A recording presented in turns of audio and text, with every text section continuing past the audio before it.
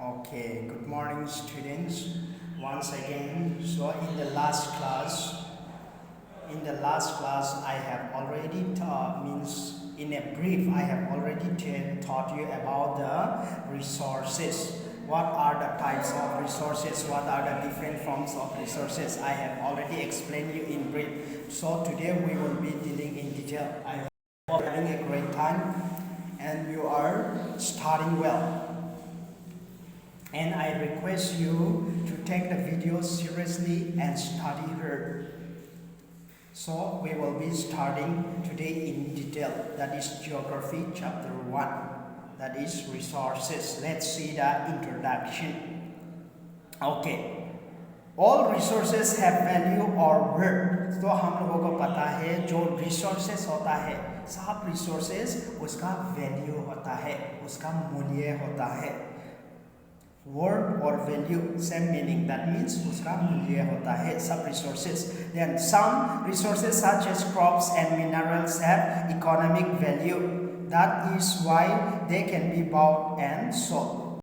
तो जो minerals होता है, some resources, जो resources जैसा कि example crops and minerals, वो economic value होता है, जो हम लोग उसको खरीद भी सकता है और बेच भी सकता है. Things which give us joy and pleasure are also resources, but they don't have an economic value. और बहुत सारा ऐसा things है हम लोगों को जो joy देता है या pleasure देता है, तो उसको भी हम लोग resources बोला जाता है, लेकिन वो लोग economic value नहीं है उन लोगों का. जैसा कि हम लोग देखेंगे एग्जाम्पल, कुछ ऐसा रिसोर्सेस है, कुछ रिसोर्सेस का इकोनॉमिक वैल्यू नहीं होता है और कुछ रिसोर्सेस ऐसा है उसका इकोनॉमिक वैल्यू होता है. जैसे कि क्रॉप्स और मिनरल्स का इकोनॉमिक वैल्यू होता है जिसमें हम लोग खरीद भी सकता है, बेच भी सकता है. और जैसे कि कुछ ऐसा रिसोर्सेस है लोगों को प्लेजर ऑफ माइंड देता है, और लेकिन वो इकोनॉमिक वैल्यू नहीं होता है, उसको खरीद नहीं सकता है. For example, there may be a beautiful landscape whose beauty give us pleasure. Example, हम लोग यहाँ एक बहुत मीन्स खूबसूरत सीनरी को ले सकता है. जैसे कि हम लोग बहुत अच्छा सीनरी को देख के मन का शांति मिलता है, सेटिस्फैक्शन, तो वो भी वन वे हम लोगों को प्लेजर दे रहा है, तो वो भी रिसोर्सेस हम लोग बोल सकता है, लेकिन वो इकोनॉमिक वैल्यू नहीं है उसका. Such as resources have aesthetic value. तो ये ऐसा जो रिसोर्सेस होता है वो उसको हम लोग बोलता है एस्थेटिक वैल्यू. एस्थेटिक मीन्स जो हम लोगों को प्लेजर ऑफ सेटिस्फैक्शन, या जो इकोनॉमिक वैल्यू नहीं होता है लेकिन हम लोगों को सेटिस्फैक्शन देता है. Then a thing becomes a resource only when its utility is discovered. और things in present in the earth वो resources होता है, उसका utility, that means uses पता चलता है, discovered होता है. With the passage of time, the needs of the human beings change, and to fulfill those new resources are recognized and created. तो with the passage of time, जैसे time बढ़ते गया, जैसे डेवलपमेंट होते गया, हम लोगों का जो ह्यूमन बीइंग का नीड्स है वो बदलते गया है, और इन ऑर्डर टू फुलफिल हम लोगों का नीड्स बढ़ते गया है, तो उसको फुलफिल करने के लिए न्यू रिसोर्सेज को हम लोग रिकॉग्नाइज किया है या क्रिएट किया है या डिस्कवर किया है. Then two important factors that contribute to the creation of resources are time and technology. सबसे important factor जो resources को create करता है वो है टाइम और टेक्नोलॉजी. तो कौन सा टाइम में कौन सा रिसोर्सेस को डिस्कवर करना है, मीन्स कौन सा टाइम में डिस्कवर हुआ है और कौन सा पीरियड तक होगा, वो टाइम बहुत इंपॉर्टेंट है. एंड इस टेक्नोलॉजी, ये रिसोर्सेस को कौन सा टेक्नोलॉजी से हम लोग निकाल सकता है और इसको अच्छी तरह से मीन्स मोल्ड और शेप यूज के लिए अच्छी तरह से बना सकता है. तो उस पर निर्भर करता है ये दोनों फैक्टर पर, time and technology. Then human beings are also important resources as they provide ideas, skills, knowledge, invention and discoveries which convert many things to valuable resources. तो human beings सबसे अर्थ का important resources माना जाता है. हम लोग खुद भी एक resources है.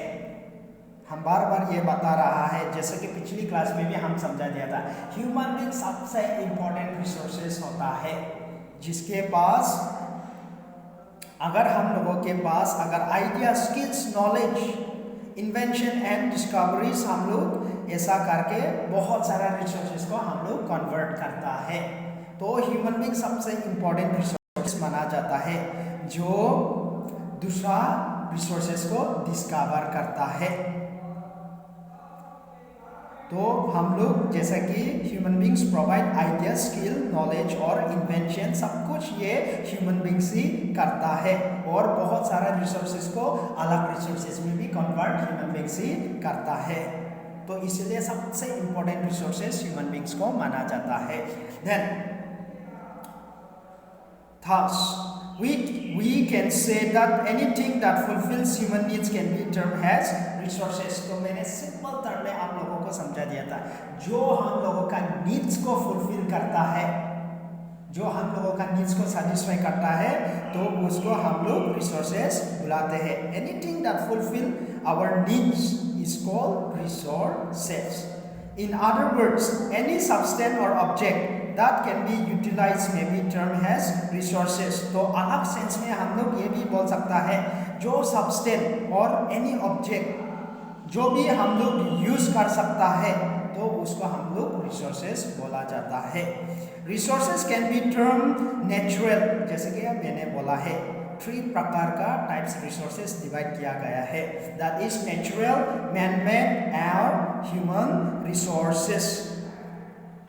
नेचुरल, मैन-मेड और ह्यूमन रिसोर्सेज तो हम लोग देखेंगे. जैसे कि last time I have already explain you, ये चार्ट से हम एक्सप्लेन किया था बोर्ड में. I hope you are already means ever क्या क्या हम लोग डिस्कस किया था. Let's see first natural resources. तो हम लोग नेचुरल रिसोर्सेज को फर्स्ट देखेंगे. Natural resources being provided by nature to us. तो रिसोर्सेज ये ऐसा रिसोर्सेज है जो हम लोगों को नेचर प्रोवाइड है. This include air, water, soil, rocks and minerals. तो हम लोग ये इंक्लूड कर सकता है जैसे कि नेचुरल रिसोर्सेज में, जैसे कि air, water, soil, rocks, minerals, natural vegetation and wildlife. तो ये सारा जो हम लोगों को नेचर प्रोवाइड करता है तो इसको नेचुरल रिसोर्सेज बोलता है. जो भी नेचर प्रोवाइड करता है हम लोगों को तो उसको हम लोग नेचुरल रिसोर्सेज बोलता है. Example air, water, soil, rocks, minerals, natural vegetation and wild life. Some of these resources are directly used by us in their natural form, while others are modified with the help of technology to make them useful. तो कुछ ऐसा इनमें से natural resources में से कुछ ऐसा resources है जो हम लोग डायरेक्ट है कुछ रिसोर्सेस को, और कुछ रिसोर्सेस को हम लोग यूज नहीं कर सकता है, उसको हम लोग टेक्नोलॉजी से मॉडिफाई और शेप करके हम लोग उसको यूज करता है. Let's see. तो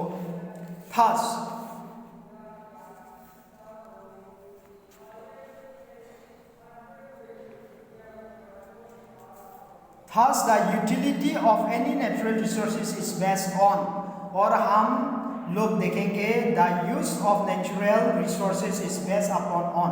तो नेचुरल रिसोर्सेज का use depend on which factor. Let's see. Number 1, the place where it occurs. तो नेचुरल रिसोर्सेज उसका यूज डिपेंड होता है.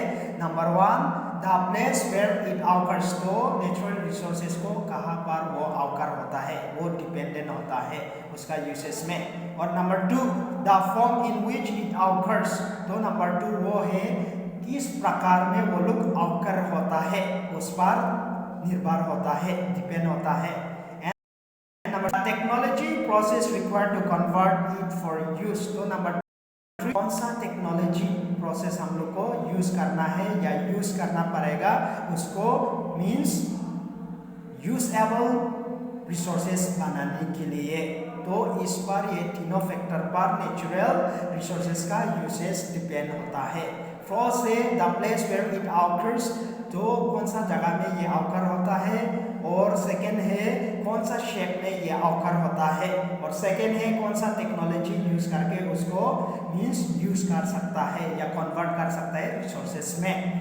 Then natural resources can be further classified on the basis of, तो हम लोग नेचुरल रिसोर्सेज को जैसे कि सब डिवीजन देखा था on the basis of three types of means हम लोग देखा है resources that is natural, man made and human resources. तो अभी उसको सब डिवाइड करेंगे और उसको सब डिवाइड नेचुरल रिसोर्सेज को हम डिवाइड कर सकता है that is on the basis of number one origin, on the basis of status of development, and number three exhaustibility or renewability, renewable and non-renewable, and number four distribution of availability, and number five ownership। तो हम लोग इस category में natural divide कर सकता है और हम पूरा आप लोगों को इन ए ब्रीफ एक्सप्लेन कर चुका क्लास में। सो tomorrow will be going in detail. For today only up to this much. Question or doubts you are most welcome to ask.